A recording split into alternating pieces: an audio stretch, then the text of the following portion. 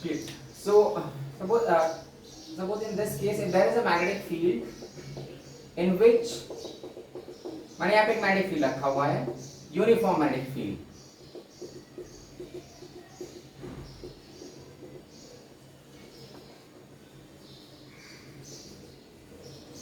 यहाँ पे motional EMF, if suppose a wire is moving in an external magnetic field, यहाँ पे हमारा एक एक्सटर्नल मैग्नेटिक फील्ड है बी।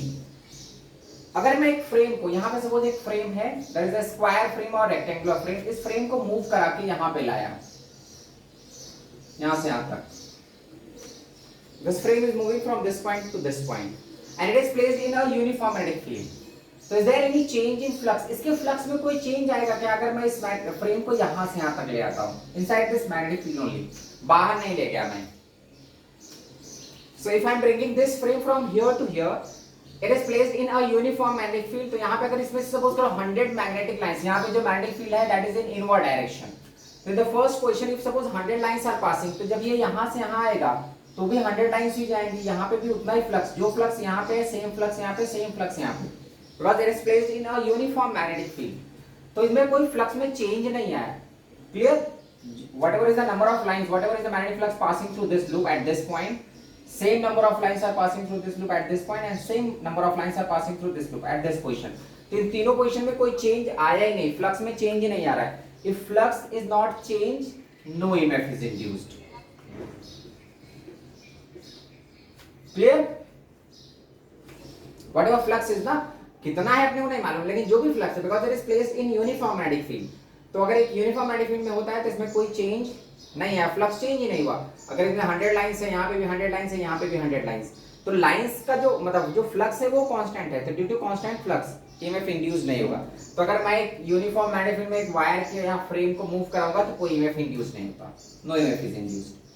सेकंड, ये हमारा फर्स्ट केस था। सेकंड केस, अगर मान लो ये फ्रेम बाहर निकले मैग्नेटिक फील्ड के, सपोज यहाँ पे मैग्नेटिक फील्ड है, एक यूनिफॉर्म मैग्नेटिक फील्ड, और मैं इस फ्रेम को बाहर ले जा रहा हूं मैग्नेटिक फील्ड के।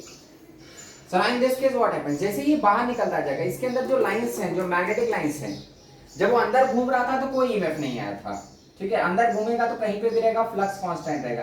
लेकिन जब ये बाहर निकलने लगा, अगर ये फ्रेम बाहर जा रहा है तो इसके अंदर जो फ्लक्स है, दैट फ्लक्स डिक्रीजेस, बिकॉज ये मैग्नेटिक फील्ड के बाहर निकल रहा है, तो because of that decrease in flux, जब वो अंदर घूमता था, ये जैसे यहाँ पे, यहाँ कहीं पे भी जाए कोई ईएमएफ इंड्यूस नहीं होगा। There is a flux, but उस फ्लक्स में चेंज ही नहीं हो रहा है, because it is moving in a uniform magnetic field, area constant, magnetic field constant, सब कुछ कांस्टेंट है, तो इसलिए फ्लक्स चेंज नहीं हुआ है, तो ईएमएफ इंड्यूस नहीं हुआ।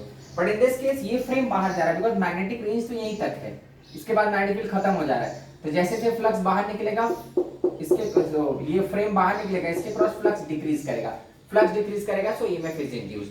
तो यहाँ वाला बल्ब नहीं ग्लो करेगा, लेकिन यहाँ वाला बल्ब ग्लो करने लगेगा। अगर इसमें मैं बल्ब कनेक्ट करता हूं तो वो ग्लो करेगा। EMF is induced because of decrease in flux. EMF is induced due to decrease in flux. तो अगर ये फ्रेम मैग्नेटिक फील्ड के बाहर जा रहा है तो इसके क्रॉस जो लाइंस है, जब तक अंदर था, जैसे यहाँ पे था, अंदर था, तो कोई फ्लक्स में चेंज ही नहीं है थ्रू आउट द मोशन, यहाँ पे कहीं पे भी मूव कराओ। अगर ये बाहर जा रहा है तो फ्लक्स क्या होगा, डिक्रीज करेगा, बिकॉज ये मैग्नेटिक रीजन के बाहर जा रहा है, तो flux which is inside this frame, frame के अंदर जो फ्लक्स है that flux decreases, because of decrease in flux, ये जो इसमें ईएमएफ इंड्यूस्ड होगा तो ये बल्ब ग्लो करेगा। अब हम कैलकुलेट करेंगे कितना ईएमएफ इंड्यूस्ड होने वाला है, मतलब फ्रेम मैग्नेटिक फील्ड के बाहर जाता है तो ईएमएफ आता है, अंदर एंटर करेगा फिर भी ईएमएफ आएगा, लेकिन अगर अंदर उसके वेल इनसाइड है, उस फील्ड के अंदर घूम रहा है, तो कोई ईएमएफ इंड्यूस नहीं होता। अब नेक्स्ट हम कैलकुलेट करेंगे उस EMF की value, the EMF which is induced. Okay. Third case, if a rectangular frame या इस टाइप से हमारा मैग्नेटिक फील्ड है, this is the uniform magnetic field, जिसमें से मैं एक फ्रेम को बाहर निकाल रहा हूं, this frame is moving with velocity v outside that magnetic field, इसका लेंथ L है, ठीक है, and this part, the part of this frame which is inside the magnetic field, that is x, ठीक है। सो अगर ये फ्रेम बाहर निकल रहा है तो एक चीज तो क्लियर है कि अगर यहाँ से बल्ब कनेक्ट करोगे तो बल्ब ग्लो करेगा, बिकॉज ये फ्रेम बाहर जा रहा है, flux inside the magnetic lines, the magnetic flux which is passing through this flow, that flux decreases, when the flux decreases EMF is induced. Flux क्यों decrease हो? बिकॉज ये frame बाहर जा रहा है। अगर मैग्नेटिक फील्ड के अंदर ही कहीं घूमता रहेगा, पूरा मैग्नेटिक फील्ड के अंदर घूमता रहता तो फ्लक्स में चेंज नहीं आता, बट यहाँ पे ये बाहर जा रहा है, जब वो बाहर जाएगा तो flux decreases, when flux decreases EMF is induced. Now how to calculate that EMF? तो ईएमएफ का जो फॉर्मूला है सेम यूज करो, EMF is what, d phi by D t. इसमें देखो ये जब फ्रेम बाहर जा रहा है तो मैग्नेटिक फील्ड में कोई वेरिएशन नहीं है, एरिया डिक्रीज कर रहा है, the area of this frame which is inside the magnetic field. इस फ्रेम का एरिया, इस फ्रेम का वो पार्ट जो मैग्नेटिक फील्ड के अंदर है, दैट इज वेरिएबल। जैसे से फ्रेम बाहर जाएगा तो एरिया वेरिएबल है, फील्ड कांस्टेंट है, because it is placed in a uniform magnetic field, तो फील्ड को मैंने कांस्टेंट ले लिया, डीए बाई dt। अब एरिया का expression, area of the frame which is inside the loop, केवल उतना ही एरिया लेना है जो फ्लक्स के लिए रिस्पांसिबल है, तो वो कितना हो जाएगा, इतना पार्ट, केवल यहां से यहां तक, बस इतना ही पार्ट, इतना एरिया है जो फील्ड के अंदर है, तो इसका एरिया क्या हो जाएगा, length into width, it is b into d dt of length into width, width is what, dx। अब देख लेंगे, अगर मैं इसको EMF is equal to b भी कांस्टेंट है, l भी कांस्टेंट है, बाहर आ जाएगा, क्या आ जाएगा, dx upon dt, and dx upon dt is what, the velocity, rate of change of displacement. So what EMF we are going to get, blv।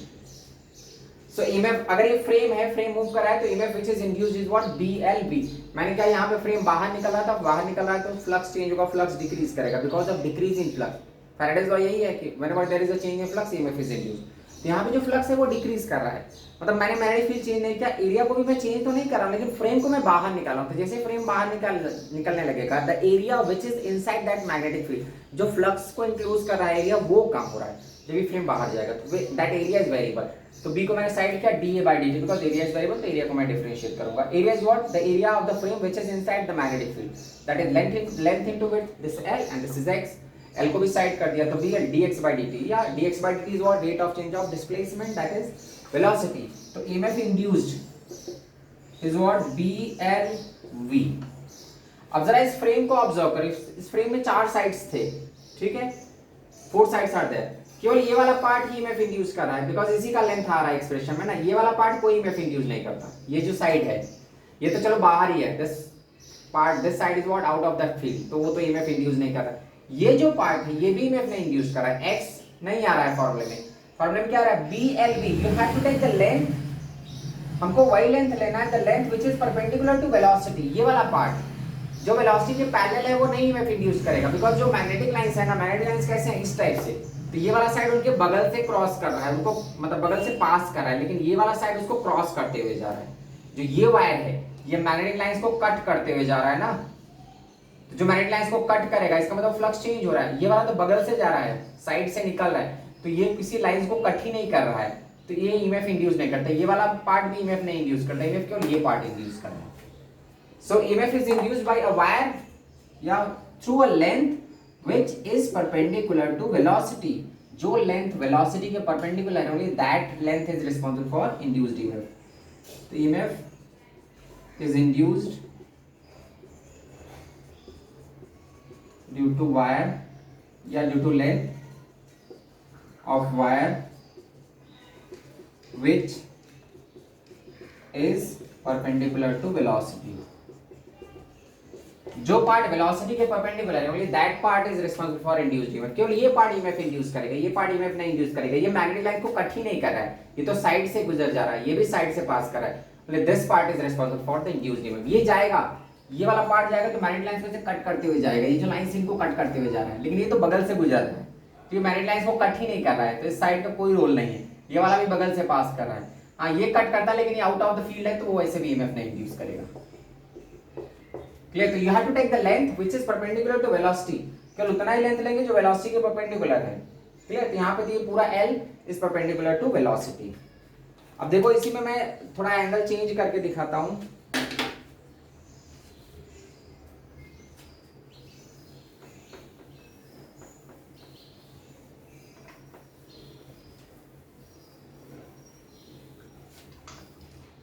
Third fourth question, suppose हमारे पास ऐसा है,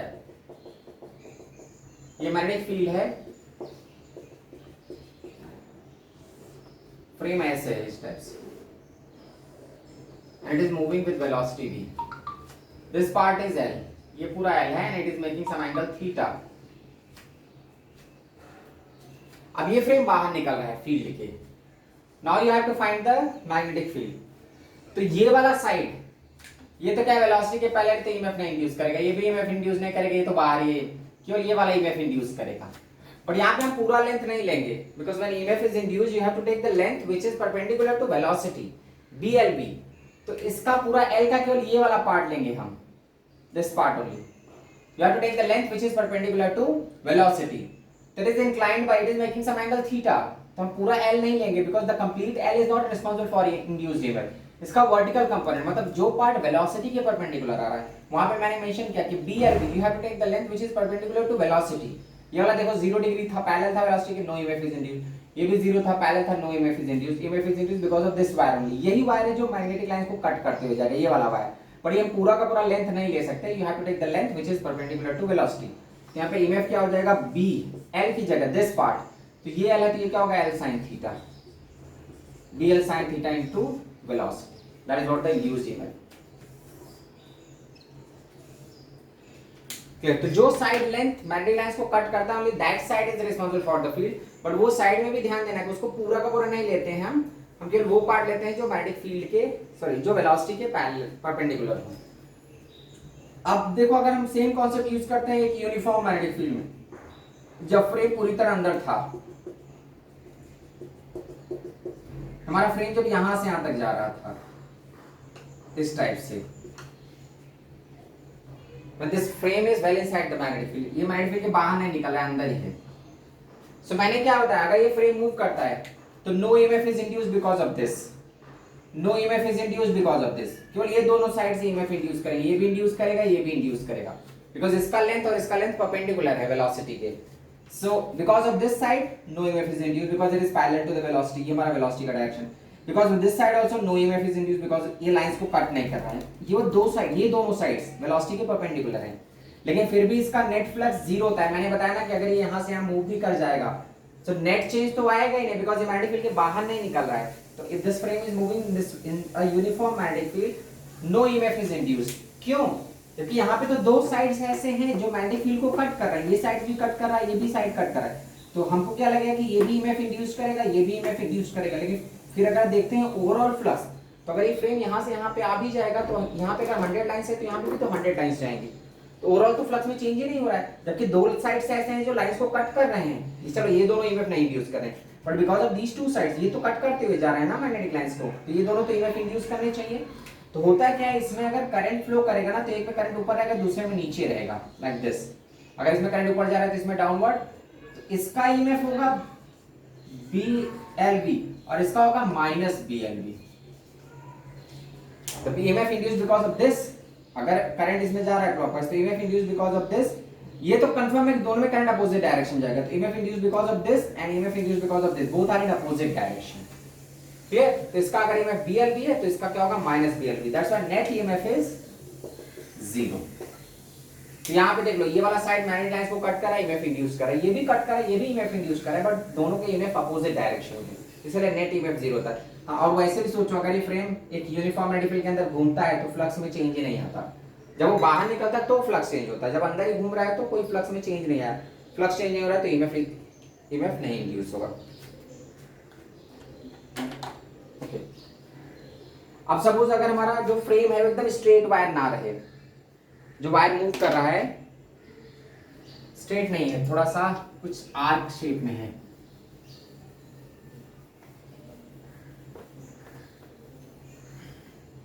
नेक्स्ट सिक्स्थ केस, अगर suppose करें हमारा ये ऐसा magnetic field है,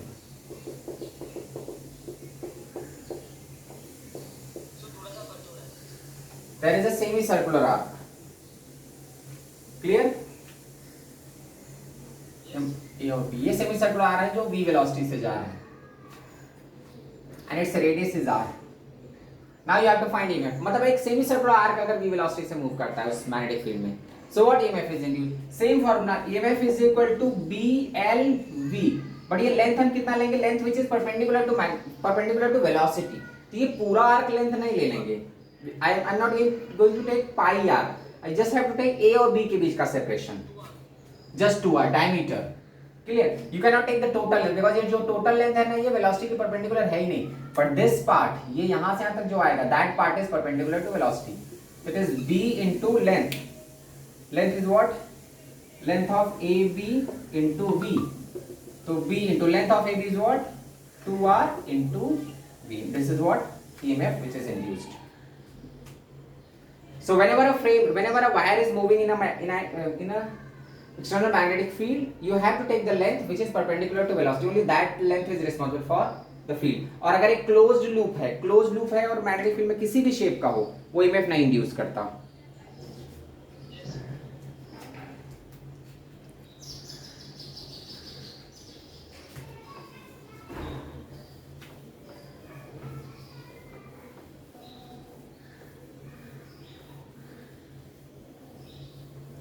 अगर क्लोज हमारा 7th पेज, मान लो ये कंप्लीट सर्कल होता तो इमेफ नहीं इंड्यूस होता।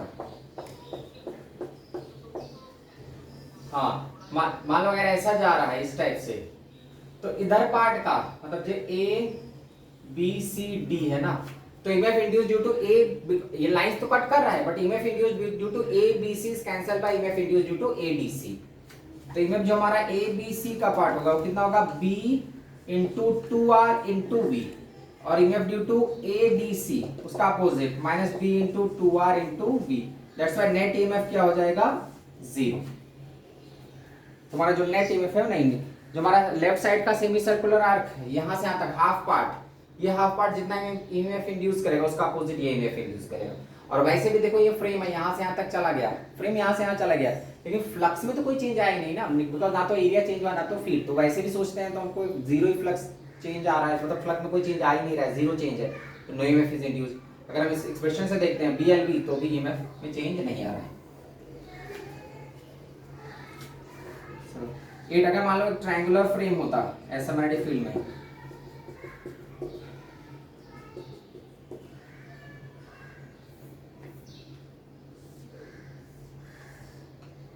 this is equilateral triangle of side length L 60 बना है and this triangle is moving like this। अब इसमें देख लो कौन ये ट्रायंगुलर पार्ट यहां से निकल रहा है बाहर,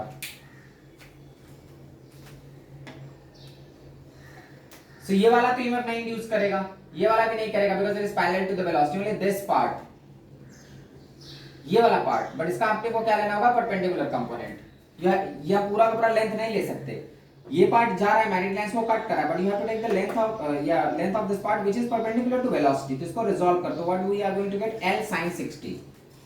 सो ईएमएफ इज B, इसका परपेंडिकुलर जो वेलोसिटी के परपेंडिकुलर इसको ब्रेक करो, तो L sin 60 into velocity।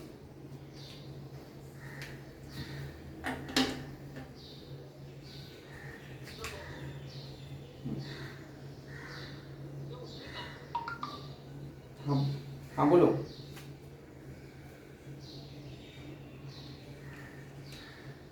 Doubt है कोई? हाँ, मैग्नेटिक फील्ड यहीं तक है, पूरा का पूरा मैग्नेटिक फील्ड नहीं है, यहां तक है केवल। तो लेफ्ट पार्ट ईएमएफ इंड्यूस करें।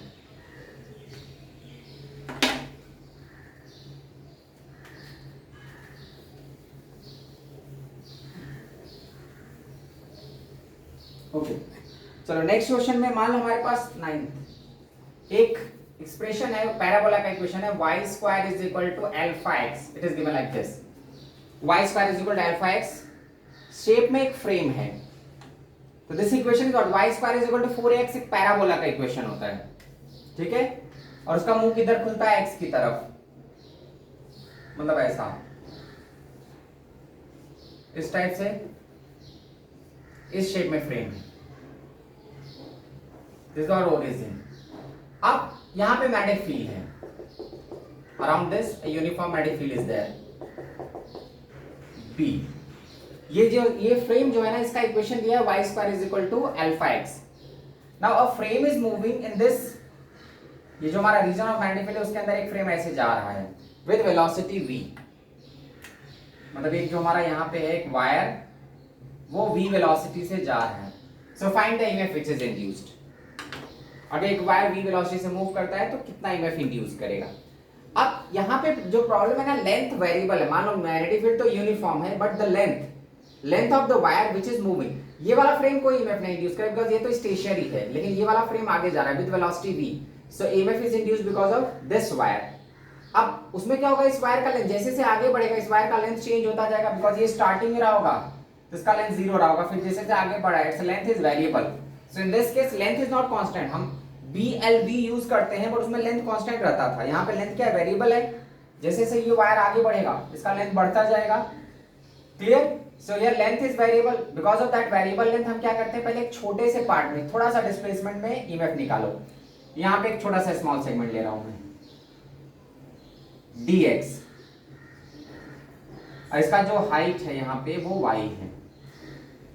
तो पहले मैं इतने एरिया में ले लेता हूँ कि अगर थोड़ा सा मूव करता है इन दिस स्मॉल सेगमेंट, अगर वो dx डिस्प्लेस होता है, यहाँ से x है, x डिस्टेंस पे मैं एक छोटा सा एरिया ले लिया dx, तो अगर ये dx मूव करता है तो कितना ईएमएफ निकालेगा, then we can integrate it. तो EMF is equal to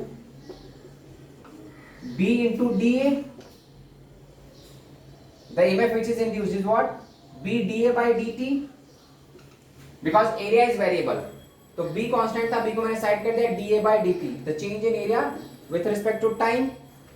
area क्या होगा इसका, b into area of this, ये जो मैंने शेडेड एरिया बनाया है तो इसका एरिया क्या हो जाएगा, लेंथ इनटू विड्थ। इसका विड्थ कितना है dx, but what about length, अगर ये पार्ट y है, ऊपर का पार्ट y है तो नीचे का पार्ट भी y ही होगा, तो length is what 2y, because वो ऊपर भी कवर कर रहा है नीचे भी कवर कर रहा है। dx मतलब विड्थ तो केवल dx है, लेकिन लेंथ कितना है, y ऊपर का और y नीचे का, तो टोटल लेंथ इज 2y। तो area is what 2y into dx। मैंने क्यों एरिया लिया, पहले मैं एक स्मॉल सेगमेंट क्यों ले रहा हूं, because it's length is variable. Frame जैसे आगे बढ़ेगा इसका लेंथ वेरी होता जाएगा, वो इंक्रीज करता जाएगा लेंथ, बिकॉज़ ये इस एक्सप्रेशन इस फ्रेम में मूव कर रहा है, y square is equal to alpha x, ये जो फ्रेम है उसमें मूव कर रहा है, तो it's length is not uniform. तो I can not directly use BLB में क्या होता था, L कांस्टेंट होता था, जो भी L की वैल्यू रहती थी वो थ्रू आउट कांस्टेंट होती थी, बट यहाँ पे L वेरिएबल है, आगे बढ़ेगा L की वैल्यू इंक्रीज कर रही है, तो L is variable, that's why I have taken a small segment, छोटा सा डिस्प्लेसमेंट मैंने लिया। उस स्मॉल डिस्प्लेसमेंट के लिए जो ईएमएफ इंड्यूस हो रहा है that is E, which is b da by dt। तो b area of this small shaded part जो मैंने लिया है, तो इसका लेंथ इनटू विड्थ, लेंथ अगर ऊपर का y पार्ट है तो नीचे का भी y ही होगा, ठीक है। अगर हमारा ऊपर y होता है तो नीचे भी y रहेगा ना, x एक्सिस के ऊपर वो जितना उतना नीचे रहेगा, तो length total 2y into dx divide by dt, this dx by dt, because this wire is moving in the direction of x, तो dx by dt हमको क्या दे देगा, वेलोसिटी। तो F इज इक्वल टू आ जाएगा b into 2y into v। अब ये y की जगह हम क्या लिख सकते हैं, y is equal to root of alpha x, इसकी जगह लिख सकते हो, तो F is equal to b into 2y, sorry y की जगह मैं क्या लिख दे रहा हूँ, root of alpha x into v। So when x is variable उसके अकॉर्डिंग ईएमएफ की वैल्यू बदलती जाएगी।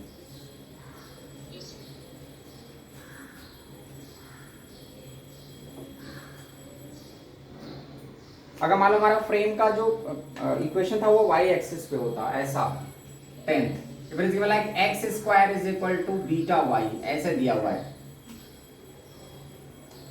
मतलब ये पैराबोलिक इक्वेशन, इसका मुंह किधर की तरफ खुलेगा, x square is equal to beta y। जब y square is equal to ax रहता है तो x एक्सिस की तरफ मुंह खुलता है, जब x स्क्वायर आएगा तो y की तरफ मुंह खुलेगा, मतलब इसका मुंह ऐसे है, ठीक है, कुछ इस टाइप से रहेगा।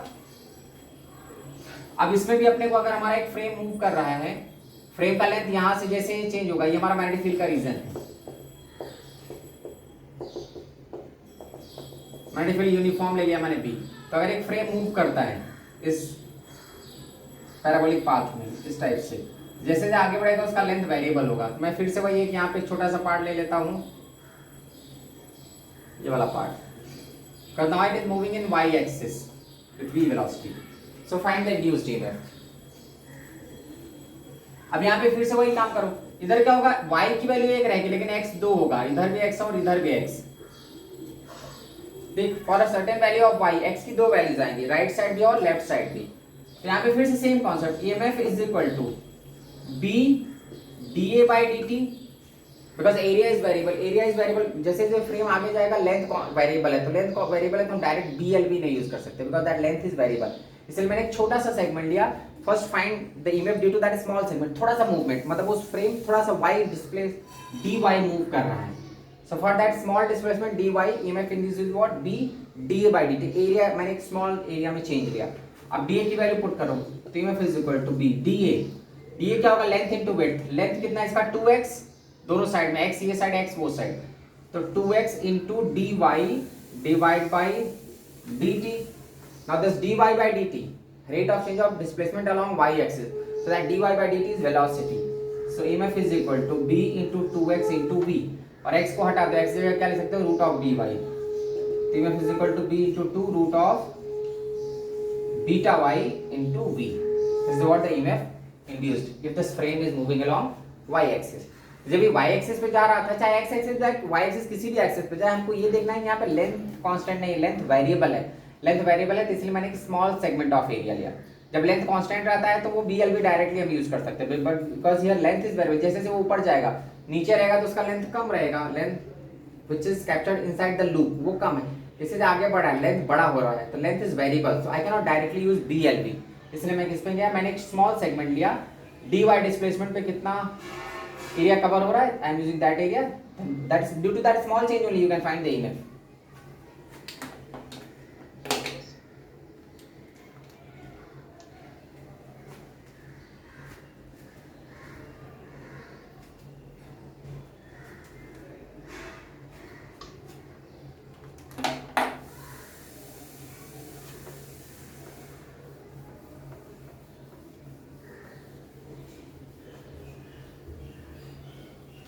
चलो अभी मैं क्वेश्चन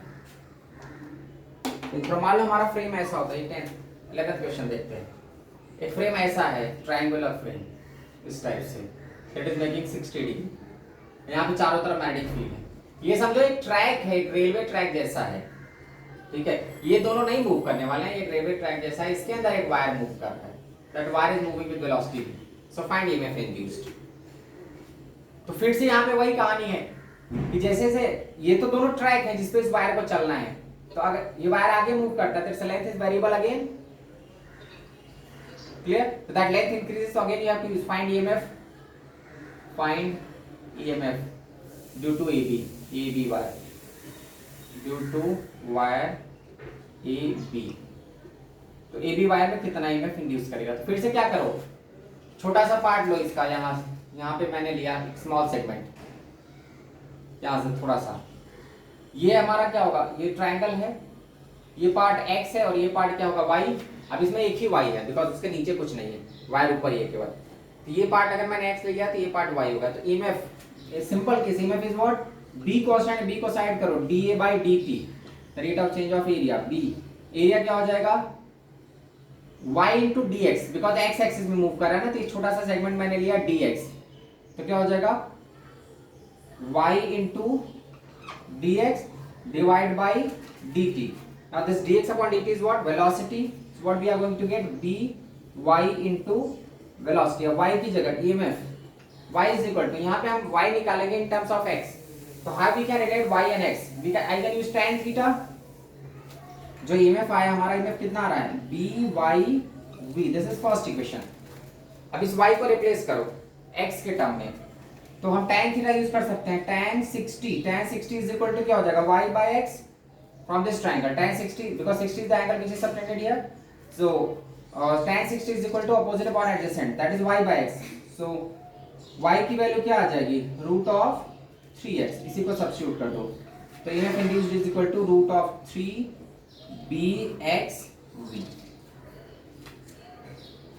क्लियर। तो मैंने फिर से यहाँ पे लेंथ वेरिएबल था, एक स्मॉल सेगमेंट लिया, उस स्मॉल सेगमेंट में जो चेंज हो रहा है, स्मॉल एरिया में जो चेंज हो रहा है उसका EMF निकाल लिया, what I am getting BYV, but y तो थोड़ी ना मालूम है हमको, केवल एंगल मालूम है, सो y को मैंने रिलेट किया x से,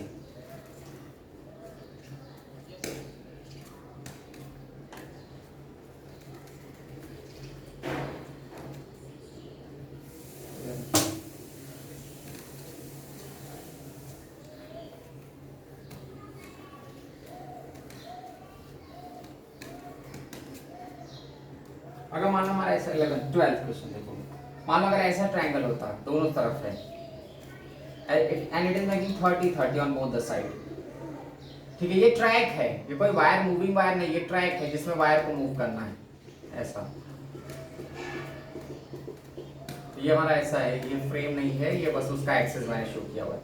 अब इसमें अगर एक वायर मूव कर रहा है v वेलोसिटी से, wire is moving in this with velocity v in track, इस ट्रैक में जो यहाँ पे सेंटर 60 बना रहा है उसके बीचों बीच ऐसे वायर जा रहा है। Now you have to find the EMF induced, तो फिर से हम क्या करेंगे, मैग्नेटिक फील्ड कितना है b, तो find EMF induced due to velocity of this wire, ये वायर अगर आगे मूव करता हुआ जाता है तो कितना ईएमएफ इंड्यूस करेगा। तो फिर से वही कॉन्सेप्ट देख लो, एक छोटा सा एरिया ले लो पहले, यहाँ पे मैंने एक छोटा सा स्मॉल पार्ट ले लिया।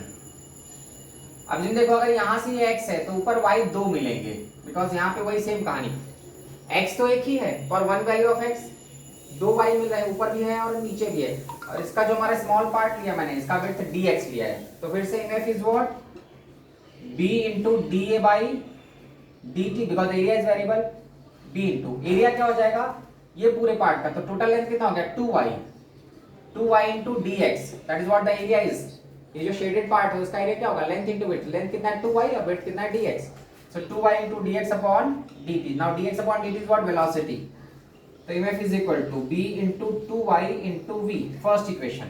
Now relate y with x, y को x से रिलेट करो, तो again what we can use tan 30 is equal to y by x, तो y is equal to x by root of 3, that you can substitute here, so induced EMF is what b into 2, y is equal to what I can write x by root of 3 into v, this is what the induced EMF।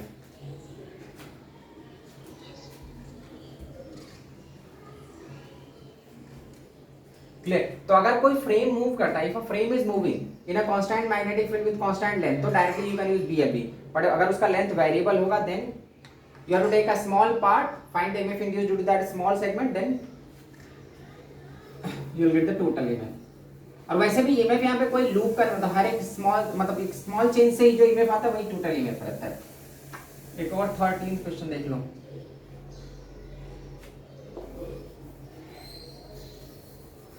मान लो हमारा यहाँ पे है y is equal to y square is equal to 3x, ऐसा दिया है, मतलब इसका एक पैराबोलिक पाथ होगा जिसका मुंह ये साइड में खुलेगा, ठीक है ऐसा। अब इसमें फिर से वही एक वायर जा रहा है v वेलोसिटी से, तो फाइंड द इंड्यूस्ड ईएमएफ, तो फिर से क्या करें, छोटा सा पार्ट ले लो, ये x है, ऊपर y दो मिलेंगे, तो EMF is again the same formula b dA by dt, now b into dA is what 2y, ये अगर थोड़ा सा डिस्प्लेस हुआ dx से, तो एरिया क्या हो जाएगा 2y into dx upon dt, area of the shaded part, तो इसका लेंथ कितना है 2y और ये पार्ट कितना है x, तो 2y into dx upon dt, dx upon dt is velocity, तो EMF is what b into 2y into v। अब y को हटा दो, y को कैसे हटा सकते हैं इस एक्सप्रेशन से, हमारे पास रिलेशन है y is equal to what you can write root of 3x, but 3x यहाँ पे पुट कर दो, तो EMF induced is what b into 2 into root of 3x into velocity।